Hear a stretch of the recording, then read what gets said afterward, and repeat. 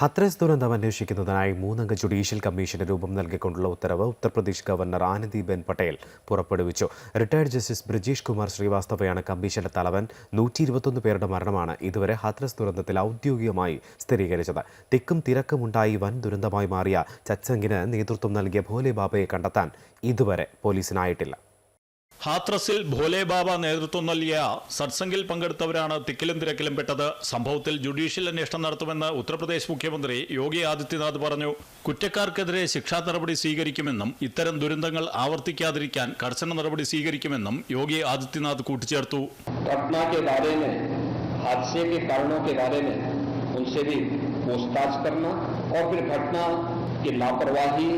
और जिम्मेदारों की जवाबदेही भी इसके लिए तय करना, जिसके लिए पहले से ही FIR यहाँ पे दर्ज हो चुकी है.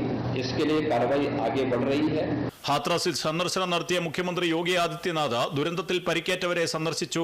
മനഃപൂർവ്വമല്ലാത്ത നരഹത്യ, തെളിവ് നശിപ്പിക്കൽ എന്നീ 5 കുറ്റങ്ങൾ ദുരന്തത്തിന് കാരണമായ പരിപാടിയുടെ സംഘാടകർക്കെതിരെ ചുമത്തിയിട്ടുണ്ട്. പരിപാടി സംഘടിപ്പിച്ച ട്രസ്റ്റിനെ പ്രതി ചേർത്തിട്ടുണ്ട്. എന്നാൽ ഭോലെ ബാബയ്ക്കെതിരെ കേസെടുത്തിട്ടില്ല.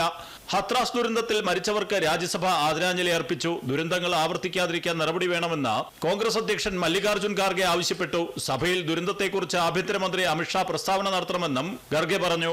അമൃത ന്യൂസ്, ന്യൂഡൽഹി.